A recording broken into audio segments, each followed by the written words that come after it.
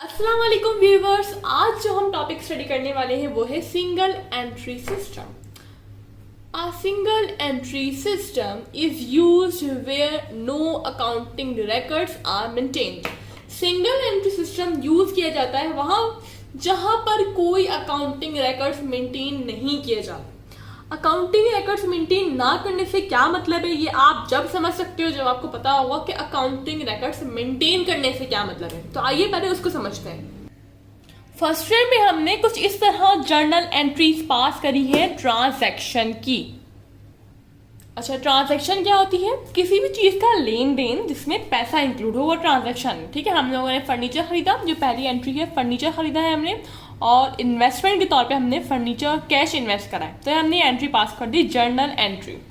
ये हमने first year में करा है। ठीक है, जर्नल एंट्रीज पास करते थे हम लोग। उसके बाद जर्नल एंट्रीज में जो अकाउंट्स होते थे उन हर अकाउंट का एक टी अकाउंट बनाते थे जर्नल लेजर में, जिनको लेजर्स कहा जाता है। इनके क्लोजिंग बैलेंस हमारे पास आते थे। अगर आपको याद हो, अगर फर्स्ट ईयर में आपने अच्छे से अकाउंटिंग पढ़ी है तो सेकंड ईयर की अकाउंटिंग हमारे लिए काफी इजी हो जाती है। मैं आपको जस्ट रिमाइंड करा रही हूँ, यहाँ पे आपको फर्स्ट ईयर की अकाउंटिंग नहीं पढ़ा रही हूँ।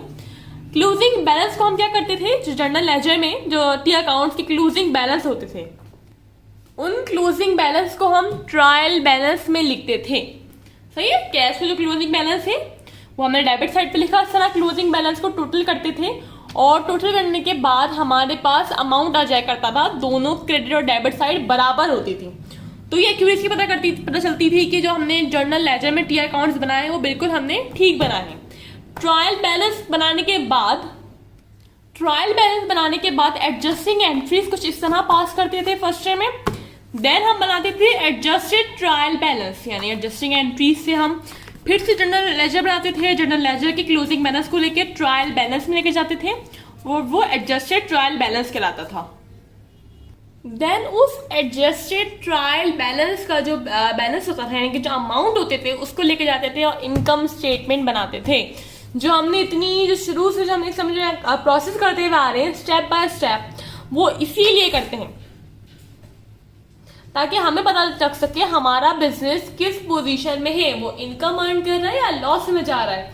लॉस में जा रहा है तो कितना लॉस में जा रहा है, और हर साल अगर प्रॉफिट अर्न कर रहा है तो कितना कर रहा है, हर साल बढ़ रहा है प्रॉफिट या कम हो रहा है। ये हमें सिर्फ तभी पता लग सकता है जब हमने प्रॉपर अकाउंटिंग रिकॉर्ड्स मेंटेन किए हो। एज यू कैन सी कि हमारा जो नेट प्रॉफिट आया है वो आया है 39,000। ठीक है, हमें हर साल का तरह नेट प्रॉफिट पता लगता रहता है। अभी आपने देखा हमने कितनी आसानी से हर साल अपना नेट प्रॉफिट या फिर नेट लॉस कैलकुलेट कर दिया। सही है, हर साल काम होता है। ये हमने इस वजह से कर पाए क्योंकि हम लोगों ने शुरू साल से लेकर एंड तक हमने हर ट्रांजेक्शन को जर्नलाइज करा है और स्टेप बाय स्टेप वर्किंग करी है। व्हाट इफ हमने ये सब नहीं करा हो तो फिर क्या करें? बहुत सारे आप देख सकते हो, बहुत सारे ऐसे बिजनेस हैं जो प्रॉपर एंट्रीज प्रॉपर ट्रांजेक्शन को रिकॉर्ड नहीं करते हैं। ठीक है, जैसे कि जनरल स्टोर है जिनसे उन्होंने उधार लिया है या जिसने उनसे उधार पे कोई चीज खरीदी है, यानी कि सेल्स क्रेडिट सेल्स करी हो या क्रेडिट परचेज करी हो, वो अपनी डायरी में नोट कर लेते हैं। यानी कि उनके पास कोई प्रॉपर रिकॉर्ड मौजूद नहीं होता। प्रॉपर रिकॉर्ड ना मौजूद होने की सूरत में अगर हमें पता लगाना हो कि हमारे बिजनेस में प्रॉफिट हो रहा है या लॉस हो रहा है, उसके लिए काम करता है हमारे पास सिंगल एंट्री सिस्टम। अच्छा, हमने लिया है क्वेश्चन सॉल्व हम नेक्स्ट पार्ट में करेंगे। इस पार्ट में सिर्फ हम लोग सिंगल एंट्री सिस्टम को समझेंगे। मैं आपको एग्जांपल देती हूँ कि भाई ये है शकील भाई। ठीक है, अब शकील भाई को चाहिए था बैंक से लोन। ये चलाते हैं कोई बेकरी या फिर कोई भी जनरल स्टोर चलाते हैं। शकील भाई को चाहिए था बैंक से लोन। वो बैंक के पास गए, बैंक ने कहा कि ठीक है आपकी बुक कीपिंग आपने करी होगी वो लेकर आ जाए। अब शकील भाई ने तो कोई रिकॉर्ड्स मेंटेन करे ही नहीं है, तो ऑब्वियसली इनके पास कोई फाइनेंशियल रिपोर्ट मौजूद नहीं है, कोई भी फाइनेंशियल स्टेटमेंट मौजूद नहीं है।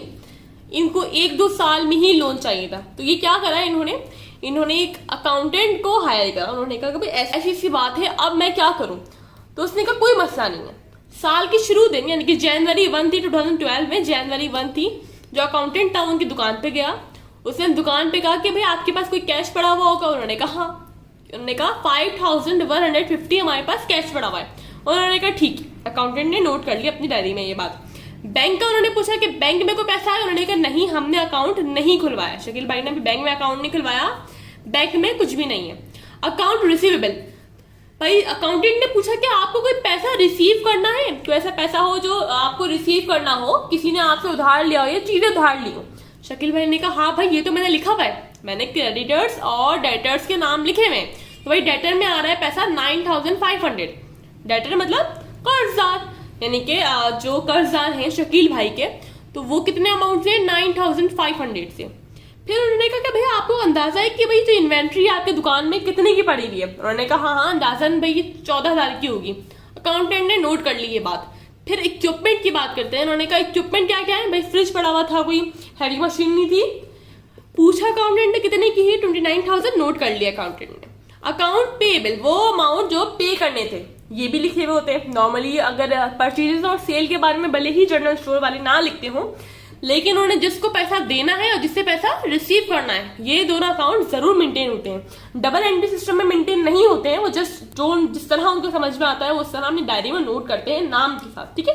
अकाउंट पेएबल, जो अकाउंट उनको पे करना था वो उन्होंने बताया कि भाई 6100 रुपए अकाउंटेंट ने अकाउंट पेएबल के नाम से नोट कर ली। बिल्स पेएबल, जो बिल उनको पे करने थे 2900, उन्होंने ये अपने डायरी में रिकॉर्ड कर लिया अकाउंटेंट ने। अकाउंटेंट ने कहा कि अब मैं आऊंगा दिसंबर को। अब मैं कब आऊंगा, दिसंबर को आऊंगा। और अकाउंटेंट ने मजीद एक होमवर्क दिया। अकाउंटेंट ने कहा कि भाई अब आपको, आप जैसा करते आ रहे थे, आप जो क्रेडिटर्स हैं और डेटर्स के जो अमाउंट लिखते आ रहे थे वैसे ही लिखेंगे अपनी डायरी में। मजीद आप एक काम करेंगे कि आप जो ड्राइंग्स करेंगे, ड्राइंग्स का मतलब क्या, जो चीजें बिजनेस से ओनर अपने पर्सनल यूज के लिए निकालता है उसे अकाउंटिंग कहती है ड्राइंग्स। तो जो आप ड्राइंग्स करेंगे, यानी जो चीजें आप पर्सनल यूज के लिए निकालेंगे बिजनेस से, उसको भी नोट कर लिएगा। शकील भाई ने कहा ठीक है भाई कर लेंगे। फिर अकाउंटेंट ने कहा कि जो आप एडिशनल इन्वेस्टमेंट करेंगे बिजनेस में उसको भी नोट। अकाउंटेंट आता है पूरे 1 साल के बाद दिसंबर 31, 2012 को। फिर अकाउंटेंट पूछता है कि अब आपके पास कैश कितना मौजूद है। जो गुल्लक था या द्रॉस थी उससे उन्होंने निकाला। शकील भाई ने बता दिया भाई 5400 रुपए कैश है। अकाउंटेंट ने कहा ठीक है। उसने बैंक का पूछा, अब बैंक में अकाउंट खुलवा लिया गया है, बैंक में अब बैलेंस पड़ा हुआ है 14000। फिर अकाउंट रिसीवेबल के बारे में सवाल किया गया। शकील भाई ने कहा भाई 18400 रुपए जो मुझे अभी जो कर्जदारों से मिलने हैं, जो मुझे अभी पैसे रिसीव होने हैं। अकाउंटेंट ने कहा ठीक है भाई। Account receivable at the year end आ रहा है 18400 रुपए। मर्चेंडाइज इन्वेंट्री का पूछा कि भाई अब दुकान में इन्वेंट्री कितनी है, उसने कहा 28000 रुपए। इक्विपमेंट का पूछा 29000 थी, 29000 ही थी। अकाउंट्स पेएबल, अब पे करने थे इनको 9600। बिल्स पेएबल का पूछा तो आप कितने पे करने थे, 4700 रुपए, ठीक है। अब अकाउंटेंट जो ये तो जो चीजें थी जो कि पहले भी शकील भाई मेंटेन करते आ रहे थे, ये वो रिकॉर्ड्स थे, राइट। अब अकाउंटेंट ने पूछा कि भाई मैं आपको जो 2 होमवर्क देकर गया था वो आपने करा। शकील भाई ने कहा हाँ भाई मैंने बिल्कुल करा। During the year, Mr. Shakil, the proprietor, had withdraw for his private use a total sum of 18,000 cash and also merchandise costing 15,000. Shakeel भाई ने बता दिया भाई 18,000 रुपए कैश निकाले हैं उन्होंने और 15,000 की मर्चेंडाइज इन्वेंट्री निकाली है, which has a selling price of 19,500, जिसको सेल होना था 19,500 में। फिर शकील भाई ने कहा कि भाई हाँ इन्वेस्टमेंट का आपने कहा था, भाई हमने मजीद इन्वेस्टमेंट करी है, यानी कि न्यू कैपिटल भी लेकर आए हैं 28,000 का। डेप्रिसिएशन ऑन फर्नीचर, अब एस्टिमेट कर लिया अकाउंटेंट ने खुद ही। शकील भाई को बताया बगैर कि जो फर्नीचर वगैरह था भाई उसकी जो एस्टिमेशन हुई है वो है 7000 रुपए। एक्रूड सैलरीज अमाउंटेड, उन्होंने भाई अकाउंटेंट ने पूछा कि कोई सैलरीज ऐसी हैं जो आपको पे करनी है लेकिन आपने पे नहीं करी। उन्होंने कहा भाई 3500 रुपए, यानी कि एक्रूड सैलरी से आ गई, मतलब सैलरी एक्सपेंस आ गया। एक्रूड इंटरेस्ट, इंटरेस्ट पे करना है, यानी कि इंटरेस्ट एक्सपेंस 2000। अब इसी डेटा से, इसी रिकॉर्ड से अकाउंटेंट क्या करेगा, प्रॉफिट एंड लॉस की स्टेटमेंट बनाकर देगा, राइट।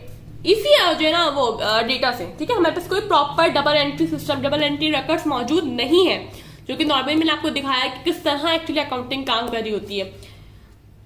पहले क्या करना होगा हमें,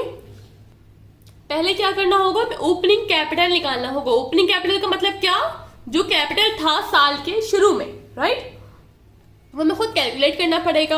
अभी मैंने आपसे कहा कि ये सिंगल एंट्री सिस्टम है, यहाँ पर कोई भी हमें प्रॉपर रिकॉर्ड्स नहीं मिल रहे, जस्ट हमें इन्फॉर्मेशन मिली है, वो भी कुछ हमने खुद चेक करी, कैश कितना था, कुछ बैंक से देखा, इन्वेंट्री का अंदाजा लगा लिया, पूछ लिया, जो चीजें इसको याद थी कि सैलरी कितनी है, इंटरेस्ट इतना पे करना है, इन्वेस्टमेंट इतनी करी, याद थी, कुछ लिखी हुई थी, जैसे भी करके हमने इस तरह अपना डेटा कलेक्ट करा है। अब इस डेटा से हम लोग स्टेटमेंट बना रहे हैं प्रॉफिट एंड लॉस की। तो हमें ओपनिंग कैपिटल निकालना होगा। ओपनिंग कैपिटल कब निकलेगा? उस अमाउंट से निकलेगा जो कि साल के शुरू में थे अमाउंट। इक्वेशन है ये अकाउंटिंग की, asset is equal to liability plus capital. Assets हमारे पास मौजूद है, cash, bank, account receivable, inventory. Liability भी मौजूद है हमारे पास, एसेट भी मौजूद है, लायबिलिटी भी मौजूद है, कैपिटल हमें पता लगाना है। तो हम क्या पता लगा सकते हैं? बिल्कुल पता लगा सकते हैं। हम क्या कर रहे होंगे? कैपिटल पता करने के लिए कैपिटल में से हम लोग एसेट्स में से माइनस कर रहे होंगे लायबिलिटीज को। ओपनिंग कैपिटल पता चल जाएगा, ओपनिंग अमाउंट लेकर जाएंगे कैपिटल में, ओपनिंग कैपिटल मालूम करने के लिए। सेम चीज करेंगे एंडिंग कैपिटल को मालूम करने के लिए, यानी क्लोजिंग कैपिटल को मालूम करने के लिए भी सेम चीज करेंगे। एसेट्स में से हम माइनस कर देंगे liabilities, then we will know what is the closing capital. ठीक है, ओपनिंग कैपिटल मालूम हो जाएगा, क्लोजिंग कैपिटल मालूम हो जाएगा, एडजस्टिंग एंट्रीज पास करनी होंगे हमें ये एडजस्टेड डेटा की।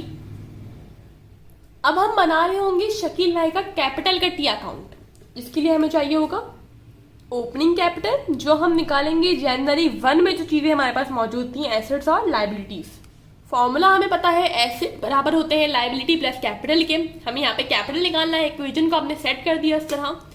एसेट्स आगे हमने प्लस करें तो अमाउंट आया 57,650, माइनस कर दी हमने लायबिलिटी थी, दोनों लायबिलिटीज थी 9,000, 66,650। ये हमारे पास ओपनिंग कैपिटल आया है, क्योंकि हमने ओपनिंग जो बैलेंस थे उससे निकाला है अपना कैपिटल।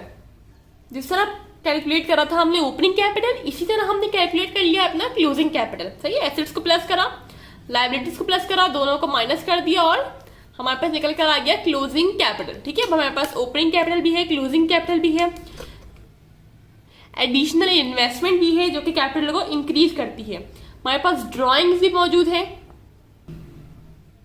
यह आ गया हमारे पास ओपनिंग कैपिटल।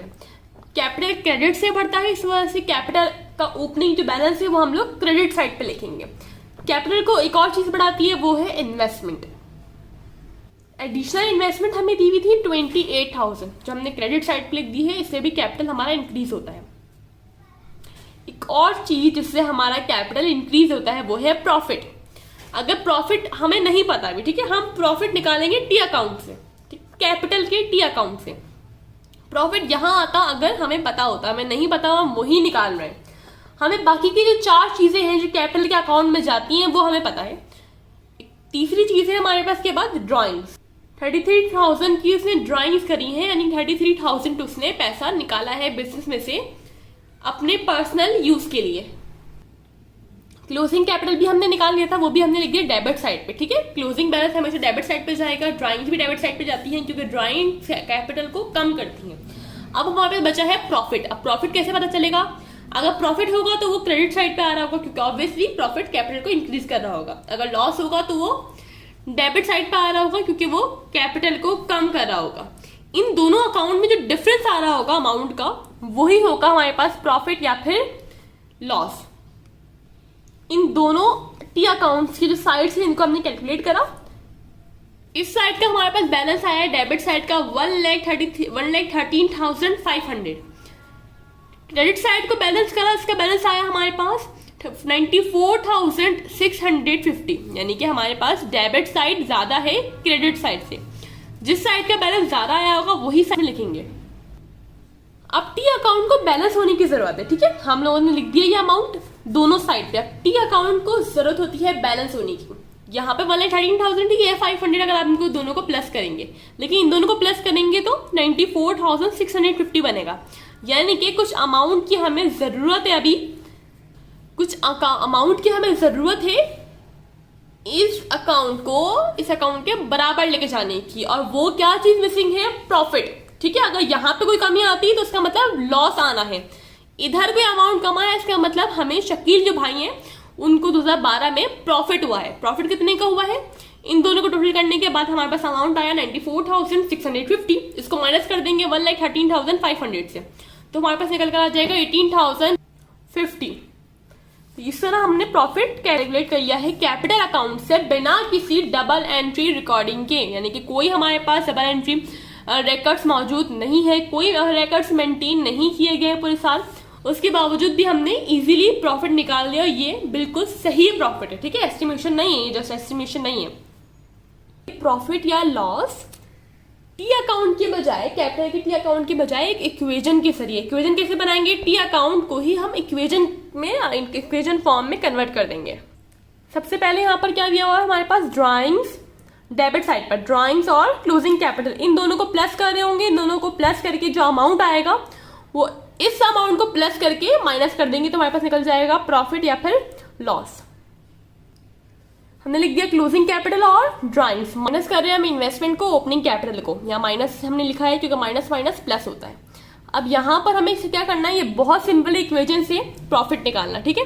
क्लोजिंग कैपिटल की जगह क्लोजिंग कैपिटल लिखा जाएगा, ड्राइंग्स की जगह ड्राइंग, इन्वेस्टमेंट की जगह इन्वेस्टमेंट, ओपनिंग कैपिटल की जगह ओपनिंग कैपिटल। ये माइनस में आंसर आया तो वो लॉस है, अगर प्लस में आया तो वो प्रॉफिट है। और इस तरह अब हमने इक्वेशन से प्रॉफिट निकाला बजाय टी अकाउंट के निकालने के, सही है। हम इक्वेशन को ही फॉलो कर रहे होते हैं, लेकिन ये इक्वेशन कैसे बनी इसको समझना जरूरी था। इस वजह से हम लोगों ने कैपिटल अकाउंट समझा है और पूरा सिनेरियो समझा है कि किस तरह हम लोग सिंगल एंट्री सिस्टम से प्रॉफिट और लॉस निकाल रहे होते हैं। नेक्स्ट पार्ट में हम लोग स्टेटमेंट बना रहे होंगे प्रॉफिट एंड लॉस की, और बैलेंस शीट जिसको स्टेटमेंट ऑफ अफेयर कहा जाता है सिंगल एंट्री में, वो भी बना रहे होंगे। सो नेक्स्ट पार्ट जरूर देखिएगा। कोई कंफ्यूजन हो तो कमेंट सेक्शन में पूछ सकते हैं।